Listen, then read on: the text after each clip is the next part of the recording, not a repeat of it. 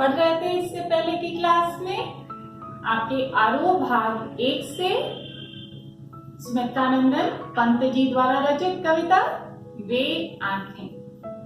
हमने इससे पहले कविता की कुछ छंदों को पढ़ा है और जैसा कि कविता का शीर्षक है वे आंखें और कविता की शुरुआत हो चुकी है, जिससे आपको पता है कि इस कविता में किसान की आंखों का वर्णन किया जा रहा है। किसान की आंखें, यह एक ऐसे शख्स की आंखें हैं जो क्या करती हैं, जिनकी आंखों में कोई सुनहरे सपने नहीं है, जिनकी आंखों में क्या है, किसी बेहतर सुनहरे भविष्य का सपना नहीं है। यह वह आंखें हैं जो दुख, दारुण, दैन्य से भरी हुई। इन आंखों में दूर दूर तक केवल कष्ट ही कष्ट है। इसमें सिर्फ एक किसान का वर्णन नहीं किया गया। यह कविता सिर्फ किसी एक किसान की आंख का वर्णन नहीं करती। यह कविता वर्णन करती है भारत के हर किसान। वह भारत के हर किसान का प्रतिनिधित्व करती है। वह प्रतिनिधित्व का तात्पर्य कि वह यह बताती है कि भारतीय किसान की स्थिति क्या है। हम जिसकी वजह से अपने घरों में संतुष्ट रूप से बैठते हैं, हम कहीं पे भी जाकर कोई भी काम कर लेते हैं, लेकिन इस दुनिया का कोई भी काम हो, कितना भी बड़े से बड़ा काम हो, बिना पेट में अन्न गए कोई भी काम पूर्ण नहीं होता। और हमारे सामने भोजन की थाली जो आती है, उसका श्रेय सिर्फ और सिर्फ हमारे देश का किसान। एक समय ऐसा आता है कि वह किसान जो है आत्महत्या कर लेता है। दुख दरिद्रता के कारण वह कहीं का नहीं रहता। इसी बात का वर्णन सुमित्रानंदन पंत जी अपनी इस कविता में करते हैं। हमने इससे पहले जो पंक्तियां पढ़ी हैं, आइए एक बार पुनः उनको पढ़ के और फिर आगे बढ़ते हैं। कवि कहता है कि अंधकार की गुहा सरीखी उन आंखों से डरता है मन, भरा दूर तक उनमें दारुण दैन्य दुख का नीरव रोदन। वह स्वाधीन किसान रहा अभिमान भरा आंखों में इसका, छोड़ उसे मझधार आज संसार कगार सदृश वह खिसका। हमने इन काव्य पंक्तियों का अर्थ पढ़ा हुआ है, लेकिन जल्दी जल्दी चंद शब्दों में एक बार फिर। कवि कहता है कि जिस प्रकार एक अंधेरी गुफा में प्रकाश नहीं पहुंचता है, अंधकार की गुहा सरीखी, जिस प्रकार एक अंधेरी गुफा में प्रकाश नहीं पहुंचता है और उस गुफा में प्रवेश करने पर व्यक्ति को डर लगता है, उसी प्रकार से मुझे डर लगता है किसान की उन अंधकार से भरी हुई आंखों को देखने पर। भरा दूर तक उनमें दारुण दैन्य दुख का नीरव रोदन। कवि कहता है कि उनमें दूर तक केवल निराशा, एकांत और बिल्कुल से अकेलापन, दूर तक अर्थात शून्य में भी वह आंखें जब देखती रहती हैं तो वो क्या प्रतीत होती हैं, अकेले में वह रोती रहती हैं। उनमें दूर तक केवल दुख, निराशा, कष्ट और जीवन की त्रासदी की यादें छिपी हुई हैं।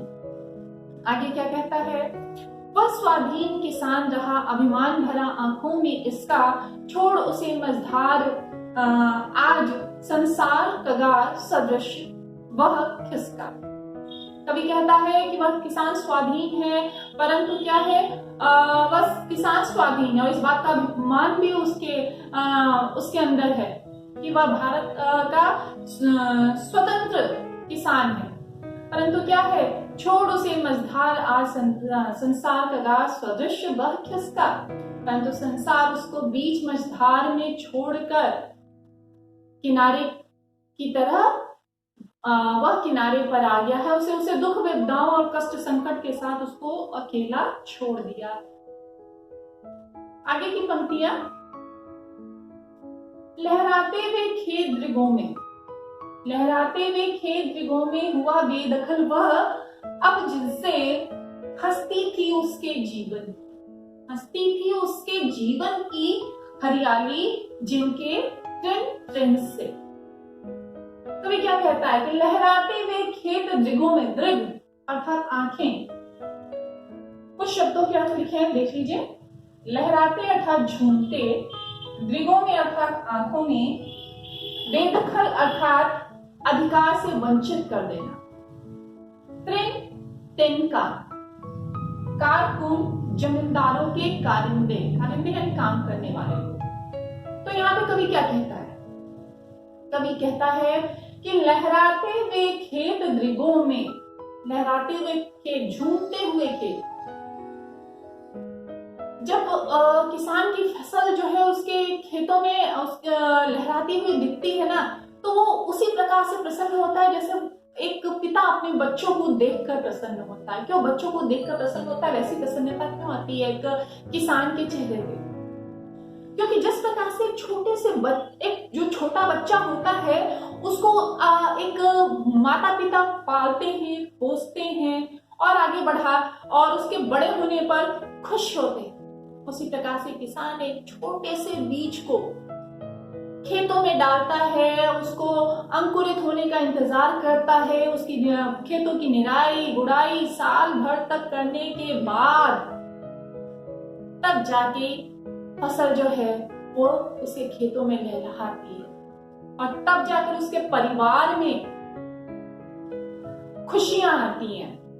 सिर्फ उसके परिवार में खुशियां नहीं आती हैं, उन खेतों से जाने वाला अनाज जिस जिसके घर में जाता है उसके घर में खुशियां आती हैं। तो कवि कहता है कि लहराते हुए खेत दृगों में हुआ बेदखल वह, अब जिनसे, कवि कहता है कि झूमते हुए वे खेत उसको उसकी आंखों में नजर आते हैं। एक समय ऐसा आता है जब ऊपर की पंक्तियों में क्या लिखा है कि अभिमान भरा आंखों में इसका, इससे ऊपर की पंक्ति में जो आपको पढ़ा दी गई है, और स्वाधीन किसान रहा अभिमान भरा आंखों में इसका। तो आंखों का जिक्र करता है, मनुष्य की जितनी भी स्मृतियां हैं वह सब उसकी आंखों में, उसके मस्तिष्क में ही होती है और सपनों को अपनी आंखों के माध्यम से ही देखता है। तो क्षण भर के लिए क्या होता है कि उसके आंखों में जो है वो उसको अपनी वो स्मृतियां याद आती हैं जब उसके खेत जो थे वो झूमते हुए से नजर आते थे। लहराते हुए खेत दृगों में हुआ बेदखल वह, अब जिनसे, जिसके अधिकार से उसको वंचित कर दिया गया है। जो खेत कभी उसके थे, उसमें झूमने वाली जो फसल थी, उसमें जो लहराने वाली फसल थी वो उस किसान की थी और उससे उसको क्या कर दिया गया है? वंचित कर दिया गया है, उसके अधिकार से उसको हटा दिया गया है कि इस पर अब तुम्हारा अधिकार नहीं है। हंसती थी उसके जीवन की हरियाली जिनके तृण तृण से, तृण तृण यानी तिनके तिनके से, उसके किसान के जीवन की जो हरियाली, अर्थात हरियाली का तात्पर्य है खुशी, खुशहाली। एक किसान के घर में कब खुशी आती है? जब पहले बता चुके हैं कि जब उसकी फसल लहलहाते हैं और जब फसल कट के घर आती है तब उत्सव होता है। तो उसके जीवन के मतलब जो छोटे से छोटा जो तिनका तिनका है वह भी खुश हो जाता था इन लहराते झूमते हुए खेतों को देखकर। लहराते हुए खेत दृगों में हुआ बेदखल वह, अब जिनसे हंसती थी उसके जीवन की हरियाली जिनके तृण तृण से। उसके जीवन की खुशहाली जो थी वो कैसे, उसके जीवन की खुशहाली का जो तिनका तिनका था, जो जला जला थोड़ा थोड़ा सा भी जो खुशियां उसके जीवन में आती थी वो किससे थी? उसके खेतों में लहलहाने वाले फसलों से थी। आंखों में ही घूमा करता वह उसकी आंखों का तारा, कारकुनों की लाठी से गया जो जवानी ने गया जवानी ही में मारा। कवि क्या कहता है? कवि कहता है कि हर बच्चा, हर बेटा अपने माता पिता की आंखों का तारा होता है ना। तो क्या कहता है कवि कि आंखों में ही घूमा करता, वह उसकी आंखों का तारा। उसका जो बेटा है वो उसकी आंखों का तारा था और वह केवल उसकी आंखों के सामने घूमा करता है। कारकुनों की लाठी से, कारकुन यानी जमींदार के कारिंदे, जमींदार के घर काम करने वाले लोग, उसके आदमी, कारकुनों की लाठी से जो गया जवानी ही में मारा। कभी कहता है कि वो जो है उसका जो बेटा है वो जवानी के ही दिनों में, अभी वो जवान ही हुआ था, अभी उसने कुछ ही दिन अपने जीवन के देखे थे, कुछ ही वसंत देखे थे, अभी उसने बुढ़ापे की तरफ पदार्पण भी नहीं किया था और वो क्या हुआ, जवानी में ही कारकुन यानी जमींदार के कारिंदों द्वारा मार दिया जाता है और वो रह रहकर उसकी आंखों में वह दृश्य घूमता रहता है। क्या घूमता रहता है? उसका अपनी आंखों का तारा, अपना बेटा। आगे अर्थात पहले इसको जान ले रहे क्या कवि कहता है कि उसकी जो सुख की खेती थी वह उजड़ चुकी है। जो उसकी सुख की खेती थी वह कहां चली गई और सब कुछ अब यादों में ही बदल के रह गई है। तो कवि यहाँ भी बताने का प्रयास करता है इन 8 पंक्तियों में कि एक भारतीय किसान के हाथ में जब तक उसकी जमीन है, उसके खेत है, तब तक तो वो बहुत ही ज्यादा प्रसन्न है, बहुत ही ज्यादा खुश है, उसके जीवन का तिनका हंसता और मुस्कुराता रहता है। परंतु उसके बाद क्या हो जाता है? वह उसके बाद जो है वह वहीं पे उसी जगह उसके जीवन की सारी खुशियां मिट जाती हैं। आइए अब इनसे संबंधित कुछ प्रश्नों को जान लेते। पहले इस कविता की विशेषता जान ली जाए। इन 8 पंक्तियों में कवि क्या कहता है कि सूदखोरों तथा किसानों से उनके खेत छीन लेने का मार्मिक वर्णन किया गया है और लहराते हुए खेत में लहराते खेतों का एक सुंदर सा बिंब साकार हुआ है और जीवन की हरियाली में रूपक अलंकार है, तृण तृण में पुनरुक्ति प्रकाश अलंकार है, हंसना प्रसन्नता का द्योतक है, अर्थात लाक्षणिक भाषा का प्रयोग किया गया है। फिर आगे क्या है? आगे की 4 पंक्तियों की विशेषता क्या है? आंखों में ही घूमा करता। इसमें किसानों पर होने वाले महाजनी अत्याचारों का तो कारुणिक वर्णन किया गया है। आंखों में घूमना तथा आंखों का तारा, आंखों में घूमना और आंखों का तारा ये मुहावरे हैं, तो आप लिख सकते हैं कि मुहावरों का प्रयोग किया गया है। और जो है कारकुनों द्वारा लाठी से मारे जाने का बिंब जो है वो बिल्कुल से सजीव जान पड़ता है, तो उसका सजीव चित्रण हुआ है। भाषा अत्यंत सरल, सहज एवं प्रभावी है। तो इन पंक्तियों से आपको पता चलता होगा कि एक समय ऐसा था कि जब जमींदारों का इतना अत्याचार और इतना उनके गांव में जोर था कि एक आम आदमी, एक आम किसान अपने जीवन को सही प्रकार से व्यतीत नहीं कर पाता है। वह क्या करता है? वह उसका पूरा का पूरा परिवार समाप्त हो जाता है। अब इन 8 पंक्तियों में उठने वाले कुछ प्रश्नों पे हम बात कर लें। इन 8 पंक्तियों में सर्वप्रथम पहला प्रश्न उठता है कि किसान की आंखों के सामने कौन से खेत लहराते हैं और क्यों? तो किसान कभी अपने खेतों का मालिक था और जिससे को लहराते हुए देखकर वो अत्यंत प्रसन्न हो जाया करता था। परंतु वर्तमान समय में क्या है कि वह उन खेतों से क्या है वंचित है। तो इस वजह से क्या हो गया कि इसलिए वह उसकी आंखों में केवल उन खेतों की यादें रह गई। अगला प्रश्न उठता है कि अपने खेतों के कारण उसका जीवन कैसा था। तो चूंकि जब कहीं का मालिक होता है तो जाहिर सी बात है उसके अंदर एक निश्चिंतता होती है, एक प्रसन्नता होती है। तो वह अपने खेतों का मालिक था तो वह अत्यंत क्या था, वो प्रसन्न था। परंतु और साथ ही साथ इस कारण से उसकी आंखों में स्वाभिमान नजर आता था। अगला प्रश्न उठता है, किसान को खेतों से बेदखल क्यों कर दिया गया। तो किसान ने महाजन से ऋण लिया था, अभी वो आगे की पंक्तियों में आएगा।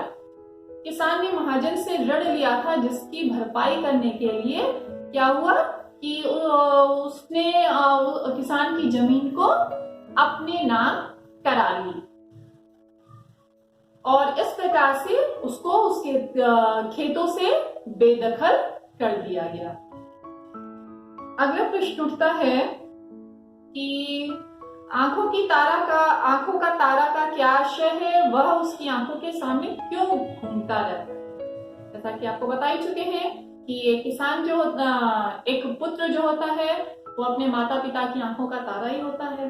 ठीक, तो किसान की आंखों का तारा भी उसका अपना पुत्र है और उसके सामने क्यों घूमता रहता है, क्योंकि वह वर्तमान समय में उसके साथ में नहीं है। एक जो पुत्र होता है पिता का सबसे बड़ा सहारा होता है। अगला प्रश्न, कारकुन कौन थे, उन्होंने वध क्यों किया। तो जमींदार और महाजनों के कारिंदों को कारकुन कहा गया है। ठीक, वे किसान की जमीन को जबरदस्ती हड़पना चाहते थे और हो सकता है कि अंदरूनी और भी बहुत सारे कारण हो जिसका विरोध उस जवान लड़के ने किया। तो उसके जमींदारों के आदमी ने उनको क्या किया, उस किसान के बेटे को वहीं पे मार के खत्म कर दिया। तो यहाँ पे हमको किसान की जीवन की क्या नजर आती है, किसान के जीवन में हुए अत्याचार और उसके दुख, उसके कष्ट, इन पंक्तियों में हमको स्पष्टता नजर आती है। आगे बढ़ते हैं, आगे की पंक्तियां। आगे की पंक्तियों में कवि क्या कहता है, कवि कहता है, आइए पहले कविता की पंक्तियां पढ़ लेते हैं। बिका दिया घर द्वार, बिका दिया घर द्वार, महाजन ने ना ब्याज की कौड़ी छोड़ी, रह रहे आंखों में चुभती वह कुर्क हुई बरगों की जोड़ी। एक बार फिर से, बिका दिया घर द्वार, महाजन ने ब्याज की कौड़ी छोड़ी, रह रहे आंखों में चुभती वह कुर्क हुई बरगों की जोड़ी। उजरी उसके सिवा किसे कब पास दुहाने आने देती, आंखों में नाचा करती उजड़ गई जो सुख की खेती। अब यहाँ पे कवि क्या कहता है, कवि कहता है बिका दिया घर द्वार। सब किसान की एक एक चीज का वर्णन कर रहा है। सबसे पहले उसके खेत उसके हाथ से चले गए, उसके लहराते फसल उसकी सिर्फ यादों में रह गए, उसका बेटा नहीं रहा, बेटे को मार दिया गया। फिर क्या है, फिर आगे कवि क्या कहता है कि बिका दिया घर द्वार। घर द्वार भी क्या होता है, बिक जाता है।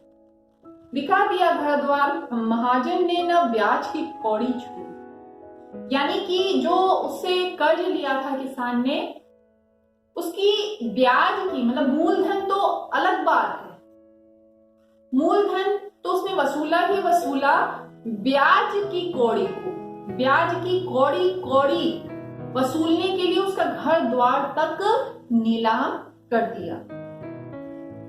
रह रहे आंखों में चुपती कुर्क हुई बरगों की जोड़ी।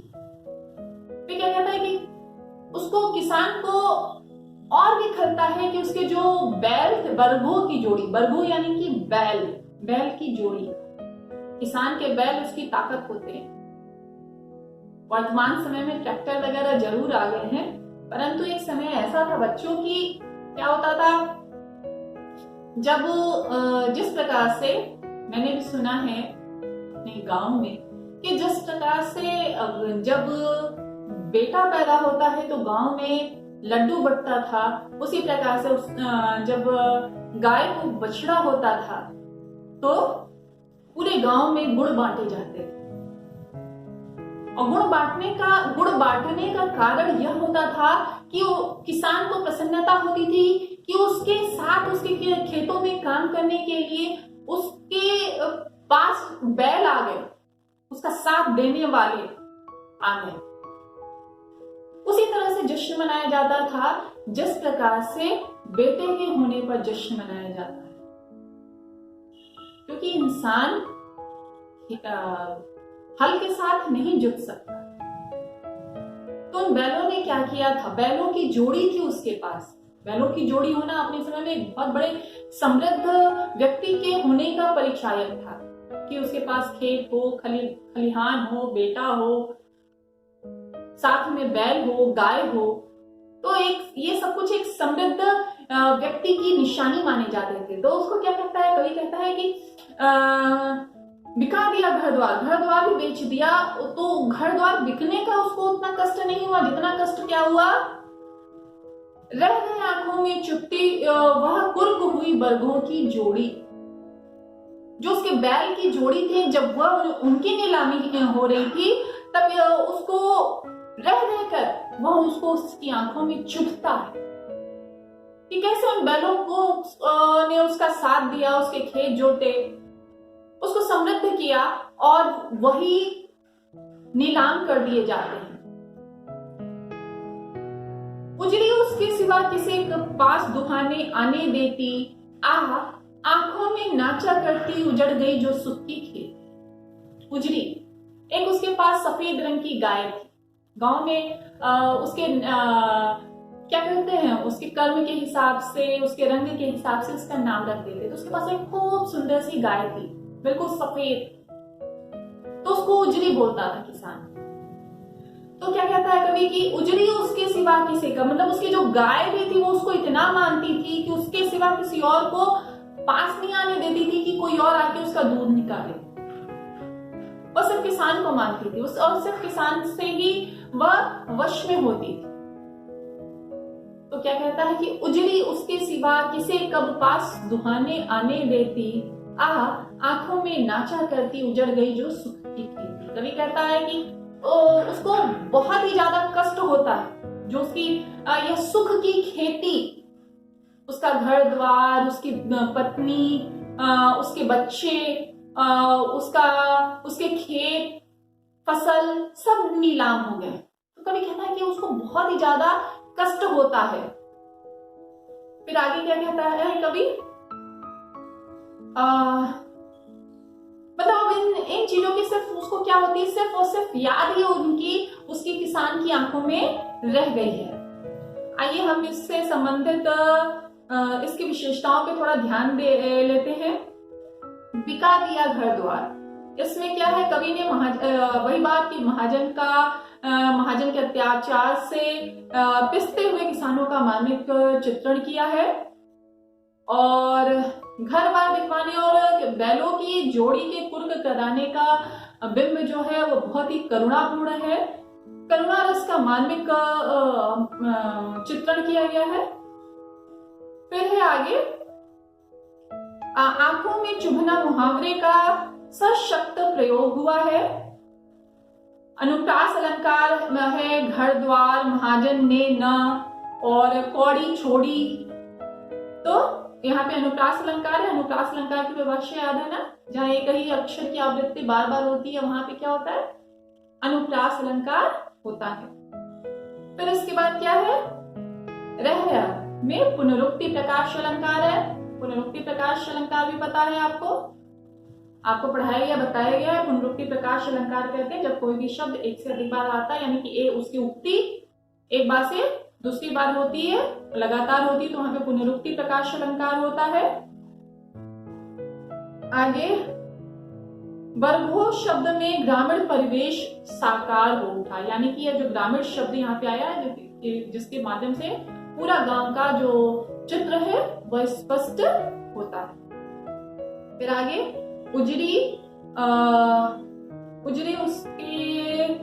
कौन थी आपको पता ही चल गया। उजड़ी एक उसकी गाय है तो यहाँ पे जो उसकी विशेषता है, तो किसान की फटेहाली गरीबी और विवशता का वर्णन इन 4 पंक्तियों में कवि करता है। उसके देखते ही देखते क्या होता है कि सब कुछ सर्वस्व उसका बिक जाता है। और यहाँ पे क्या है, इसमें प्रश्न शैली का प्रयोग किया गया है। उजरी कब उससे क्या है, उजरी उसके सिवा किसे कब पास दुहाने आने देती। यहाँ पर प्रश्न शैली का प्रयोग है। और इसमें क्या है कि साथ ही साथ किसान के ममता में किंतु दयनीय जीवन का भी चित्रण किया गया। ममता में मतलब किसान को किससे प्यार है, अपने बैलों से प्यार है, अपने मतलब अपने बच्चे, अपने घर परिवार खेत से तो प्यार है ही है, परंतु अपने बैल और अपने गाय से भी, अर्थात अपने घर के पालतू जानवरों से भी उसे हार्दिक स्नेह है। ठीक, आइए अब इन पे उठने वाले कुछ प्रश्नों पे भी बात कर ले। अब इसमें क्या है, पहला प्रश्न उठता है कि महाजन के अत्याचारों का जो है वह किस प्रकार से, महाजन के अत्याचार किस प्रकार से नजर आते हैं। तो महाजन के अत्याचार हमको नजर आते हैं कि उसका घर द्वार बिक जाता है और वो ब्याज की एक कौड़ी भी नहीं छोड़ता है, उसके बैल और गाय सब कुर्क हो जाते हैं, जिस वजह से उसका जीवन बिल्कुल से छिन्न भिन्न अर्थात बिल्कुल से खराब हो जाता है। फिर आगे क्या है, दूसरा प्रश्न उठता है, किसान के बैल क्यों कुर्क कर दिए गए। किसान के बैल क्यों कुर्क कर दिए गए। तो किसान के बैल जो है वह जो है ब्याज की जो पाई जिसको कहते हैं वह चुकाने के लिए किसान के बैलों को कुर्क कर दिया जाता है। अगला प्रश्न उठता है, आज किसान की आंखों में कौन सा दृश्य चुभता है। तो आज किसान की आंखों में उसकी जो पुरानी खुशहाल दिनों की यादें हैं वह रह रहकर उसको कष्ट देती हैं, जिस वजह से कल तक उसके जीवन में अथाह सुख भरा हुआ था, परंतु आज क्या है, उसका जीवन नीरस नीरव और बिल्कुल से दर्द और कष्ट से भरा हुआ। अगली 4 पंक्तियों में उठने वाला प्रश्न क्या कहता है कवि की, सबसे पहला प्रश्न उठता है कवि की उजरी कौन थी और उसकी क्या विशेषता थी। उजरी किसान की सफेद गाय थी और उसकी विशेषता यह थी कि वह किसान को हार्दिक स्नेह करती थी, वह किसान के अलावा किसी और को भी अपने पास नहीं आने देती थी। और अगला प्रश्न उठता है, किसान के सुख की खेती क्यों उजड़ गई। तो महाजन से कर्ज लेने के कारण और उसकी जो ब्याज है वो समय से न चुका पाने के कारण किसान के सुख की खेती उजड़ जाती है। किसान की आंखों में कौन सा दृश्य नाचा करता है। तो किसान की आंखों में उसके जीवन के वह सुख में दृश्य नाचा करते हैं जो क्या थे, जो उसको लगातार खुशहाल होने की याद दिलाते थे, जैसे उसकी पत्नी, जैसे उसका बेटा, उसके खेत, उसकी लहराती फसलें और उसका घर द्वार, उसे ये सब कुछ क्या करता है, बहुत ही ज्यादा उसको हैरान और परेशान करता है, जो अब वर्तमान समय में उसके जीवन में नहीं। तो आगे एक बार फिर से इन 8 पंक्तियों का अर्थ जान लेते हैं। बिका दिया घर द्वार, बिका दिया घर द्वार, महाजन ने न ब्याज की कौड़ी छोड़ी, कुर्क हुई रह रहे आंखों में चुटती व कुर्क हुई बरगों की जोड़ी।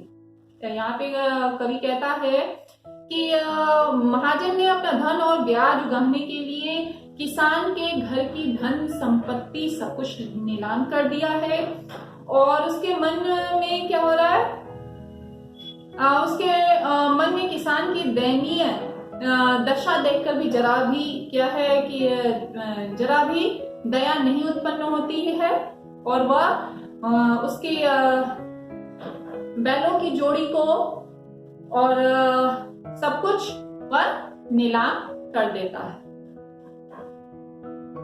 उजड़ी उसके सिवा किसे कब पास दुहाने आने देती,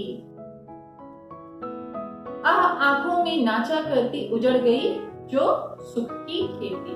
अब यहाँ पे कवि क्या कहता है कि किसान ने अपनी उजली सफेद गाय से उसको अत्यंत स्नेह था, परंतु क्या होता है कि उसकी आंखों के सामने वह गाय भी लगातार उसके आंखों के सामने नाचा करती है।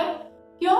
क्योंकि वह गाय जो थी वह किसी को भी अपने पास नहीं आने देती थी कि वह उनका जो है वह उस गाय का दूध निकाल सके। उसे अपने किसान को उजरी से और उजरी को किसान से अत्यधिक लगाव था। तो ये इसके माध्यम से हमको क्या पता चलता है कि किसान के अंदर अपने जानवरों को लेके, अपने घर परिवार को लेके वह बहुत ही ज्यादा क्या था, दयालु था और ममता में था, और वह उनको बहुत ही ज्यादा स्नेह करता था। तो बच्चों आज के लिए इतना ही, बाकी हम पढ़ेंगे आपकी अगली क्लास में। तब तक के लिए बाय बाय।